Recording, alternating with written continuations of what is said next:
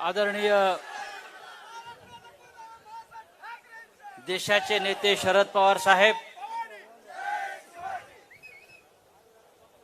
काँग्रेसचे ज्येष्ठ नेते बाळासाहेब थोरात, रोहितदादा पवार,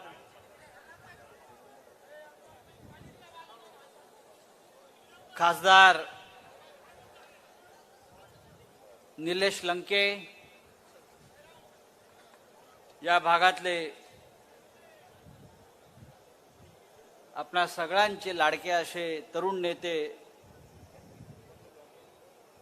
राहुल जगताप, शिवसेनेचे या भागातले उपनेते माझे सहकारी साजन पाचपुते, डबल महाराष्ट्र केसरी उपस्थित आहेत चंद्रहारजी पाटील, पहलवान, एक सांगलीचे पहलवान आणि आमचे निलेश भाऊ थोडे काडी पहलवान आहेत, पण पहलवानच आहेत. निलेश लंके आपलं भाषण मी ऐकत होतो, आपल्यातलं शिवसैनिक जागा आहे.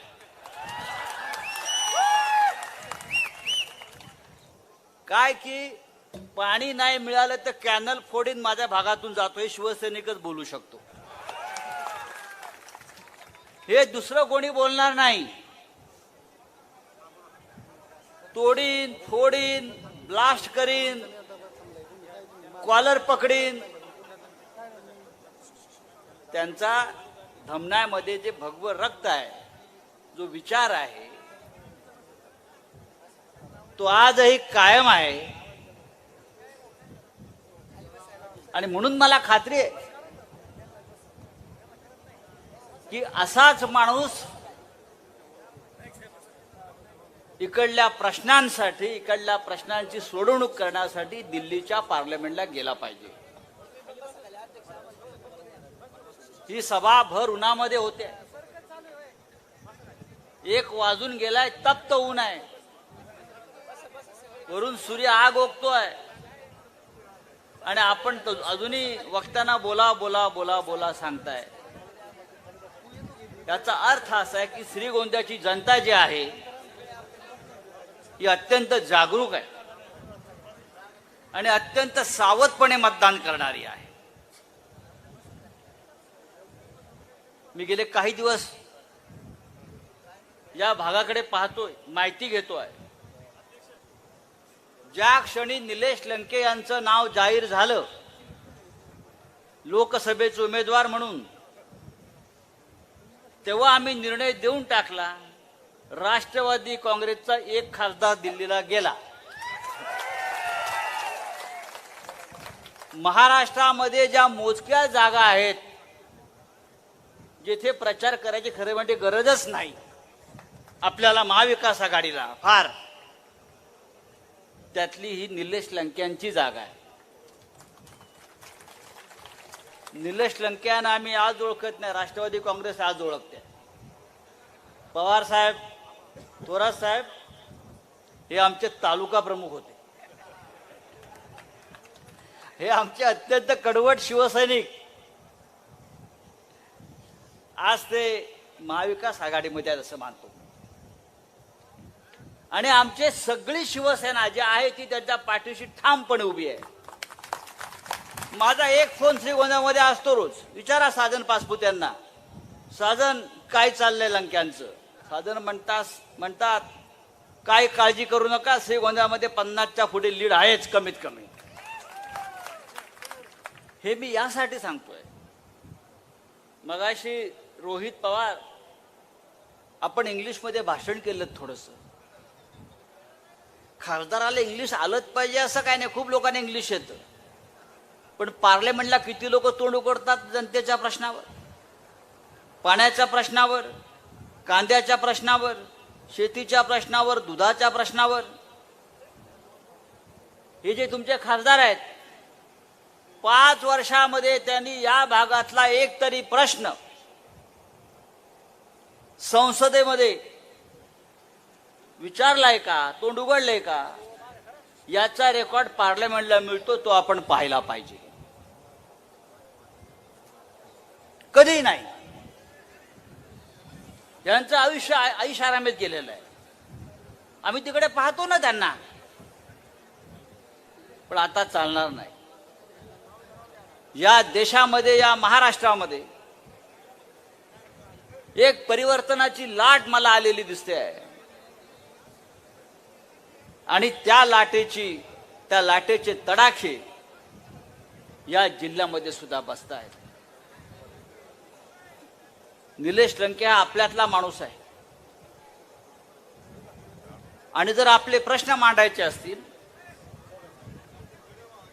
तर ते प्रश्न मांडणारा आपल्यातला माणूस हा संसदेमध्ये आणि विधिमंडळामध्ये गेला पाहिजे. ही बाळासाहेब ठाकरेंची भूमिका होती, ही माननीय शरद पवार साहेबांची भूमिका आहे आणि ही काँग्रेस पक्षाच्या नेतृत्वाची भूमिका आहे. गेले 10 वर्ष देशामध्ये नरेंद्र मोदीचं राज्य आहे. मला आजच समजलं की नरेंद्र मोदी काल या भागामध्ये येऊन गेले. काल नगरला आले होते. पंतप्रधान पूर्वी महाराष्ट्रामध्ये आले की आम्हाला 8 दिवस आधी कळायचं प्रधानमंत्री येत आहेत. आता तिथे मुक्काम करायला लागले महाराष्ट्रात, तरी आम्हाला कळत नाही प्रधानमंत्री आलेले आहेत म्हणून. लोक आता त्यांना बेदखल करण्याच्या विचारामध्ये आहेत. गेल्या 20 दिवसामध्ये 27 सभा महाराष्ट्रामध्ये प्रधानमंत्र्यांनी घेतल्या. मुंबईमध्ये 10 सभा घेणार आहेत. आणि ज्या उरलेल्या निवडणुका या महाराष्ट्रामध्ये आहेत त्याच्यामध्ये अजून त्यांच्या 18 ते 20 सभा होणार आहेत. आपण म्हणताय प्रधानमंत्री नाही, ते प्रचार मंत्री झालेले आहेत. 10 वर्षात उत्तम काम केलं असतं तर अशी वणवण फिरायची वेळ आपल्यावरती आली नसती. 4 दिवसापूर्वी आमचे प्रधानमंत्री अयोध्येला गेले, राम मंदिरात पोहोचले, कपाळाला गंध भस्म लावलं, फोटो काढले. हा त्यांचा प्रचाराचा भाग आहे. पण ह्या वेळेला त्यांना प्रभू श्रीराम सुद्धा पावणार नाही अशी परिस्थिती आहे. राम, कृष्ण आणि या भूमीवरचे किंवा सर्व 33 कोटी देवांनीच ठरवलाय नरेंद्र मोदीचा पराभव करायचा. ज्या पद्धतीनं रावणाचा आणि कंसाचा पराभव झाला, रावण आणि कंस सुद्धा हिंदूच होते. रावण, कंस हे सुद्धा प्रखर हिंदुत्ववादी होते. पण त्यांचाही पराभव झालाय, लक्षात घ्या. कारण यांचं जे काम आहे गेल्या 10 वर्षातलं, हे देशाला खड्ड्यात घालणारं, जनतेला खड्ड्यात घालणारं. रोज खोटं बोलतायत. खोटं बोलण्याची स्पर्धा जगात लावली ऑलिम्पिकला, तर नरेंद्र मोदीला गोल्ड मेडल मिळालं पाहिजे. आणि खोटं बोलण्याची स्पर्धा आता यापुढे ऑलिम्पिकमध्ये आपण घ्यायला पाहिजे आणि नरेंद्र मोदीला पाठवायला पाहिजे. ऑलिम्पिक गोल्ड मेडल आपल्याला कधी मिळत नाही. या सबसे तेज झूठ बोलने वाला प्रधानमंत्री,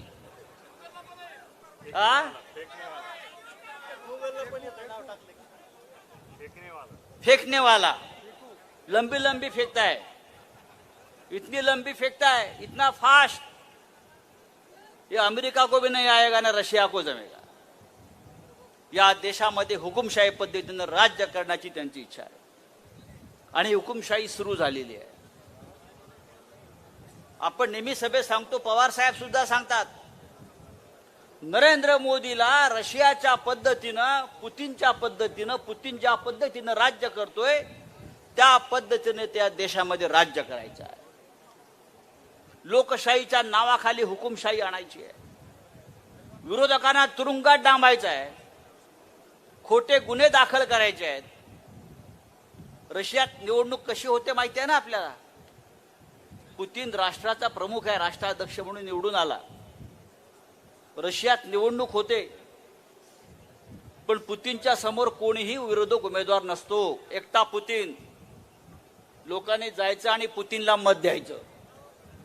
नरेंद्र मोदीला या देशामध्ये अशा पद्धतीची निवडणूक भविष्यात करायची आहे. एकटा मोदी उभा राहणार आणि आपण सगळ्यांनी जाऊन नरेंद्र मोदीला मतदान करायचं आहे.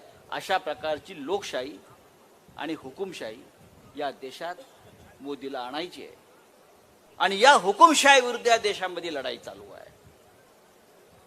मला आठवत आहे, आम्ही अनेक वर्ष या देशामध्ये पाहतोय, काँग्रेसचं राज्य पाहतोय, आम्ही अटल बिहारी वाजपेयींचं राज्य पाहिलेलं आहे, आम्ही व्ही.पी. सिंगचं राज्य पाहिलेलं आहे. पण इतक्या क्रूर आणि निर्घृण पद्धतीनं कोणी राज्य केलेलं आम्ही पाहिलं नाही.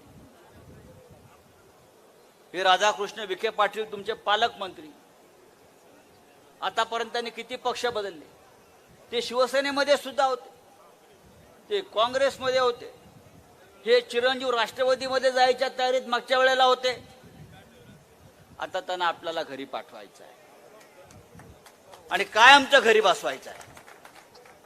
या देशामध्ये ज्या पद्धतीचा भ्रष्ट कारभार नरेंद्र मोदींनी सुरू केलेला आहे, तो पाहता हा देश भविष्यामध्ये भ्रष्टाचारी देश म्हणून जगात बदनाम होईल. निवडणूक आयोगाने काय केलं, नरेंद्र मोदीने काय केलं? शिवसेना, राष्ट्रवादी काँग्रेस सारखे दोन प्रमुख पक्ष या महाराष्ट्रातले, ज्यांनी महाराष्ट्राच्या स्वाभिमानासाठी, अस्मितेसाठी हे पक्ष स्थापन झाले, ते पक्ष फक्त त्यांना महाराष्ट्र लुटायचा आहे, मुंबई आमच्यापासून तोडायची आहे म्हणून हे दोन पक्ष त्यांनी तोडले, फोडले.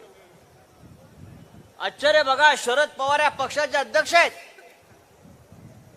ते समोर बसलेले आहेत निवडणूक आयोगासमोर, आणि तो निवडणूक आयोग निर्णय देतोय, शरद पवार साहेब हा पक्ष तुमचा नाही, हा पक्ष आणखीन कोणाचा आहे. ही हुकुमशाही. बाळासाहेब ठाकरेंनी शिवसेना स्थापन केली मराठी माणसासाठी, शेतकऱ्यांसाठी. ती शिवसेना उद्धव ठाकरे यांच्या हातात दिलं नेतृत्व करायला, आणि निवडणूक आयोग सांगतोय मोदीचा ही शिवसेना उद्धव ठाकरेंची नाही, कोणी एकनाथ शिंदे आहे, त्याची शिवसेना आहे. अशा प्रकारची हुकुमशाही या देशात जर चालू राहणार असेल तर भविष्य या देशातलं अत्यंत अंधकारमय होताना मला दिसत आहे. आणि म्हणून आपण सगळ्यांनी निर्धार केला पाहिजे की ह्या वेळेला या महाराष्ट्रातला प्रत्येक खासदार हा महाविकास आघाडीचा, मग तो शिवसेनेचा असेल, राष्ट्रवादी काँग्रेसचा असेल आणि काँग्रेस पक्षाचा असेल, तो महाविकास आघाडीचा म्हणून आपण निवडून दिला पाहिजे. आणि मला खात्री आहे या देशातलं संविधान डॉक्टर बाबासाहेब आंबेडकर हे महाराष्ट्राचे सुपुत्र. एका गरीब कुटुंबात डॉक्टर आंबेडकर जन्माला आले आणि त्यांनी स्वतःच्या तेजानं तळपून या देशाचं संविधान एक तेजस्वी संविधान निर्माण केलं, ज्याच्यामध्ये प्रत्येकाला समान अधिकार, समान हक्क, अन्न, वस्त्र, निवारा, शिक्षण, आरोग्य याचे अधिकार दिले. नरेंद्र मोदी आणि त्यांच्या लोकांना डॉक्टर आंबेडकरांनी निर्माण केलेले संविधान नष्ट करायचं आहे आणि 2024च्या नंतर मला 400 खासदार द्या, मी संविधान बदलतो, मी घटना बदलतो, मी कायदा बदलतो, अशा प्रकारची भूमिका या देशामध्ये घेतलेली आहे. हे आपल्याला थांबवायला हवं. निलेश लंके यांच्यासारखा एक साधा माणूस आमच्या बरोबर पार्लमेंटला सहकारी म्हणून आला तर आम्ही सगळे मिळून या मोदींच्या हुकुमशाहीला विरोध करू. एवढंच नव्हे तर विरोधी पक्षात बसलेल्या मोदीला आम्ही सांगू, कारण मोदी आता येत नाही, मोदी हारलेला आहे. या देशामध्ये 2024 नंतर इंडिया आघाडीचं सरकार येत आहे. नरेंद्र मोदी या विरोधी पक्षात बसलेला आम्हाला दिसेल आणि मोठ्या बहुमतानं आम्ही सगळे जिंकून येतो आहोत.